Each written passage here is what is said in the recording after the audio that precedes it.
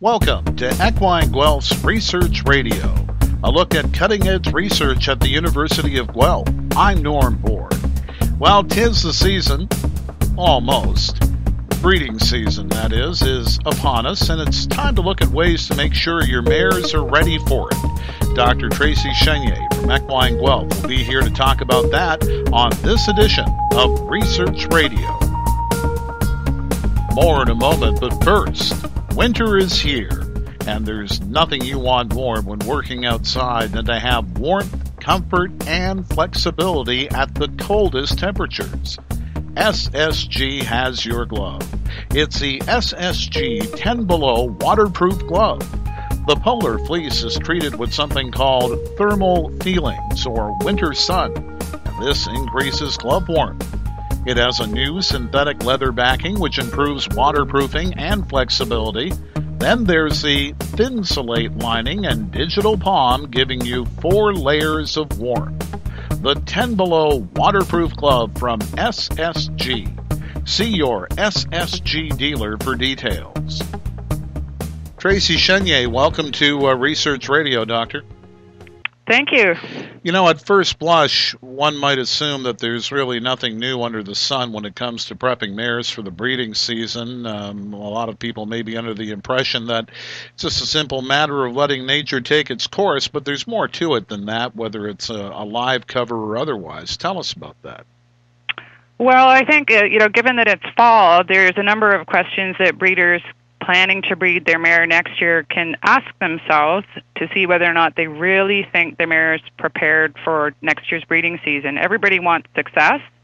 Everybody wants success early in the breeding season.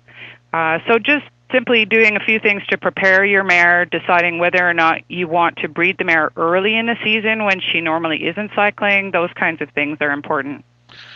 What are some of those issues? Well, most mares will not cycle in the wintertime. So about this time of the year, they stop having heats, and that's normal because they're seasonal. But if we want to breed them early in the breeding season and breed them for a January, February, or March foal, then we need to manipulate their cycle to fool them into thinking that the breeding season is happening earlier. And we do that by putting them under light starting this time of the year. What are some of the other things we can do? There must be some simple things that we tend to slap ourselves on the forehead and say, "Why didn't I think of that?" That tend to be ignored, but shouldn't be. Oh, for sure. If you have a mare, for instance, that didn't get pregnant this year, we don't want to just assume that she's reproductively healthy and leave her for the winter with, for example, a uterine infection. That would mean that she wouldn't get pregnant next year either. So this is a really great time of year where breeders can have the veterinarian in and do a rectal palpation, an ultrasound exam, probably a uterine swab, and maybe a biopsy is indicated in those mares that didn't get pregnant this year to make sure we treat them now and give us the best chance for success next year. What's new in terms of research? Oh, in the research world, there's a number of new things happening. Our group is specifically looking at some areas of endometritis. So we're looking at proteins in the endometrial fluids or flesh of mares that have a uterine infection, hoping that we can find better diagnostic methods, so ways of finding that infection, and also potentially finding ways to treat them. So we have a couple of projects that we're looking at that.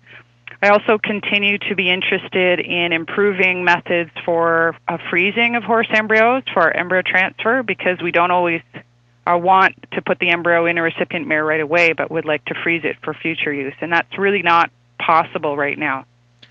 What about the other side of the equation? Of course, it takes two to tango. So what is it that we've learned lately from the stud's point of view?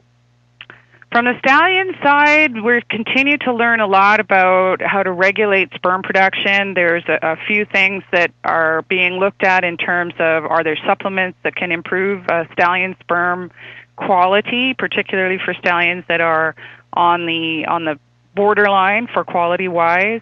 We continue to improve. The technology's improved a great deal for freezing stallion sperm, and that's an area that we see far more breeders taking advantage of the use of frozen semen from Europe or wherever than we have in past decades. Well, this brings up a whole new area of questioning. For example, and I point to the case of the recently retired Cam Luck. As a stud gets older, what are some of the downfalls that can get in the way of that stud being as productive, and not just as productive, but producing the kinds of foals that, for example, in the case of Cam Luck, one of the most prolific sires in the history of the game?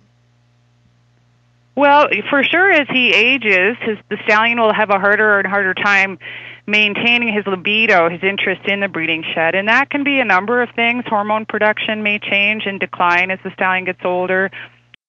We also see, because of those hormonal changes and aging changes in the testicles, that they don't produce the same number of sperm anymore, or the same quality of sperm anymore. So we just have to adjust our management of those stallions and the number of mares they might breed in a year to account for that, because he's getting older. How long can you keep a stallion's sperm frozen for? Oh, well, frozen sperm, if stored correctly, so in liquid nitrogen in a well-maintained tank, is essentially good forever. I really find that the genetics go out of fashion long before the semen could ever be questioned. If you're looking at breeding to a stallion that was popular 40 years ago, maybe there's better genetics now, and people would rather use more modern genetics for a variety of reasons than what was available 40 years ago. However, in the case of, let's say, a Cam Luck, if you took out his frozen sperm from 10 years ago, when he might have been at the peak of his career as a stallion, that particular sperm will be still very viable, and it'll be the content of a horse who was 10 years, 20 years younger, right? Right. It degrades very, very little in long-term storage in nitrogen like that. So the sperm quality should be as it was essentially when it was frozen. Okay. Going back to the mares for a moment, because there are some misconceptions. I remember the old-timers telling me that a mare that's been heavily raced doesn't have enough left for the breeding shed. True? False? Oh, I think you hit that. I mean, that one's an old wives' tale or an old breeder's tale.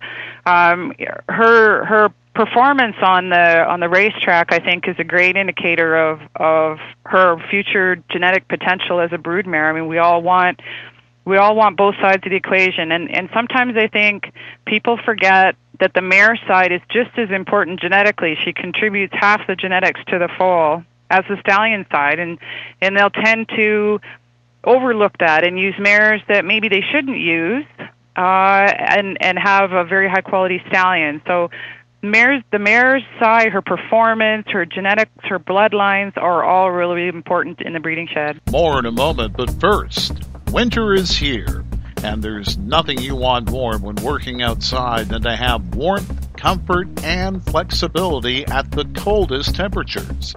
SSG has your glove. It's the SSG 10 Below waterproof glove. The polar fleece is treated with something called thermal feelings or winter sun, and this increases glove warmth. It has a new synthetic leather backing which improves waterproofing and flexibility. Then there's the Thinsulate lining and digital palm giving you 4 layers of warmth. The 10 Below waterproof glove from SSG. See your SSG dealer for details. I'm just thinking a little fancifully here and looking back at some of the fantastic stallions of yesteryear and thinking, boy, if we ever get to the cloning stage where it's as good as breeding is today, let's say, we could really do some incredible things with the offspring, could we not? Well, cloning and some of the other advanced reproductive techniques opens up a whole new bag of questions, and it's really up to the breed registries, the associations, the breeders themselves to decide if they are willing to accept those technologies such as cloning. And right now, most of them don't, and they have their reasons. Some breed registries do accept cloning, but most right now do not. It'd be interesting to see what would happen if you could somehow clone a filly from Brett Hanover, from 1968 or something, because he was such a great broodmare stallion. It'd be nice to resurrect that line, wouldn't it? That'd be something. But, sure, and that's the whole beauty of cloning. I think what people forget, though, is how much of a role environment, when you're raising that foal, played in that future racehorse's success. How much of a role nutrition, training from an early stage, all those things play a part. It's not just genetics alone that is the recipe for a successful racehorse. It's all those things put together that came together and took that horse to its fullest potential. So if someone's going to clone something, they can't assume that it's going to be a carbon copy of the success that they're cloning. They may be quite disappointed. Okay. Well, it's just something to think about, I suppose, for now. We'll see what happens in the future. One thing about your area of work, there's always more to be discovered, and we'll be here to cover it when it does. Thank you so much for this, Dr. Chenier. You're welcome. Thank you very much for having me.